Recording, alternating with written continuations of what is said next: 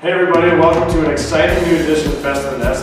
We have a great show for you today. I'm sitting here with men's basketball player John Hughes. Now John has a very interesting story to tell.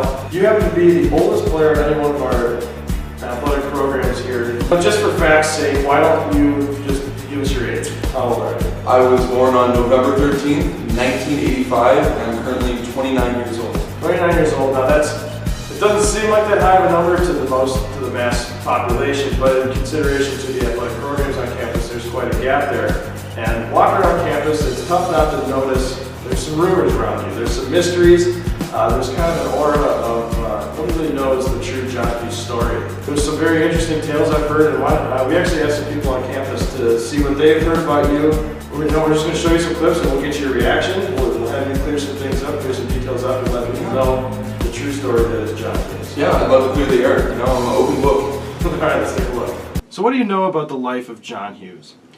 Well, you know, I got to know John pretty well last year working with him. And come to think about it, I think he went to prom with my mom. Doesn't his grandkid play for the high school team in town? Isn't that the guy who asked me to grind up his sandwiches? Well, I think he wears a life alert during basketball games, just so when he falls down, he knows for sure that he can get back up. I heard that his final two options were either to go to UMC or Sunny Holmes Retirement Home Center. I've heard that his scholarship is funded entirely through Social Security. I'm shocked. I can clear up a couple of those for sure. Overall, I would say not true. As far as my scholarship money, I get it from UMC and I get it through the FAFSA and federal funding. I fill out my taxes just like everyone else. Yeah, the old person's care facility, that was never a consideration. I've heard they do make good offers to people, but I really was, set on coming here to UMC, so I mean that's pretty much that one. Let's see, no, I do not wear life alert during games. That's not a thing. I think it's actually illegal to wear any type of necklace, or I guess they would consider that jewelry. Hey guys and ladies, not true. Yes, I'm a little bit older, but I wake up in the morning and I put my pants on one leg at a time, just like everyone else, just a little bit older. Alright, clearly a lot of false things being said around the campus. Why don't we clear some things up? Give everybody the true John Hughes story. How did you end up here playing basketball for UMC? So I graduated high school in 2004 and I went to the University of Oregon just as a student. And after a year it was pretty clear by my overall GPA that I wasn't really ready for college. So I moved back to Florida because I grew up there and I just started working. Met up with some old friends and just worked and lived life, paid bills, did the whole deal. And I did that for a couple years and I was like, man, this just isn't for me. I need more life. I need more fulfillment. Yeah. So I ended up moving back to Oregon, and I started working labor jobs. I did construction. I worked for moving companies, and I found wildland firefighting. And I don't mean to interrupt, but we actually knew about the firefighting background. Oh, did you? And we were able to contact some people, dig up some stuff. I don't even know if you still knew this was in existence, but folks, this is very exciting. John actually took part in one of the traditional sexy fireman calendars. Oh my God! They were able to dig up the archive photographs. And there's an interesting story behind this. We're going to take a look at the first one here, if you can see it there. Oh, Jesus Christ! How did you find that? Mr. February, everybody. That's your Mr. February. And wow. What's even more interesting, I don't know the story behind it, but you got used twice in the calendar. I don't know if you ran out of volunteers or what, maybe you just did such a good job with Mr. February. They asked me back and you were also Mr. November. However, there are some slight differences if you'll notice. Explain this to me, I don't know what happened from February till November, but I mean.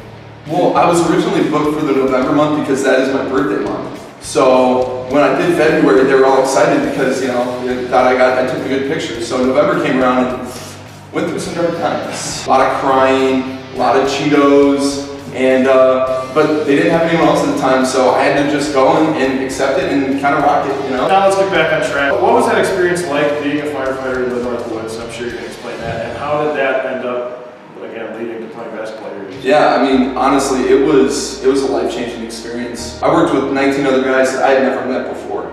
And we get in these trucks, load up all our gear, we get one bag full of clothes, that's to have your sleeping bag, your boots, all your socks, everything you need for that 2-week period, you have to have. Yeah. Because your feet, your body are your tools. You have to keep everything ready to go, or you can get sent home. If you get blisters on your feet, you can't work, they don't care, they're not going to let you sit out for a day, they're gonna send you home. We're cutting down just monstrous sized trees, cutting them into pieces, throwing them down the hill, trying to take fuel out of the forest so when the fire hits it, there's nothing to burn, hopefully, die down. Yeah. So, I mean, you just work for 14 days straight, and it's absolutely backbreaking work. I mean, you're doing 15, 16-hour days, and you have to dig deep in. You learn that this is where you used to know how hard you could work, and you do this, and you're like, I can do this, I can do this, what can I not do? You almost feel invincible. It's a crazy experience. I mean, and you get away from all, social media. Your cell phone doesn't get service. You don't get to read a paper, you don't get to read a magazine,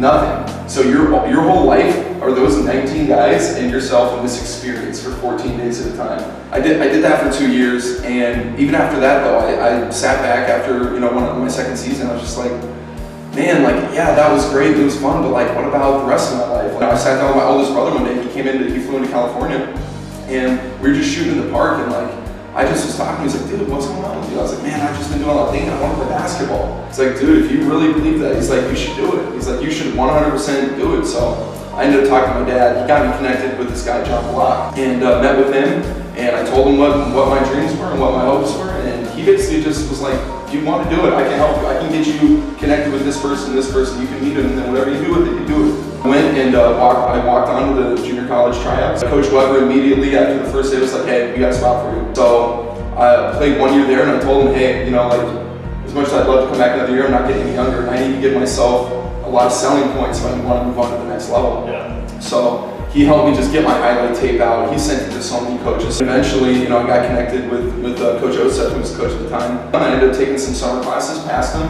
Once that happened, I signed the paperwork, and I flew in here a week before school started without ever visiting. And a lot of people probably don't understand why I'm here, or, oh, he's 29, old man, and you know what, that's fine, I can take that. But at the same time, I'd like the people to understand how much I appreciate this experience and this time here, because it means a lot to me. I get to get back, get my degree, and play some Division II basketball, two things that, at certain parts of my life, I thought they were gone. Hey everybody, thanks for watching. Hopefully you enjoyed it, hopefully you learned something. If you have any ideas for a story, if you have an interesting story to your student athlete on campus, please contact me or Sean or SID, and we'll get you on camera, have some fun to share your story. So thanks for watching, and tune in next time.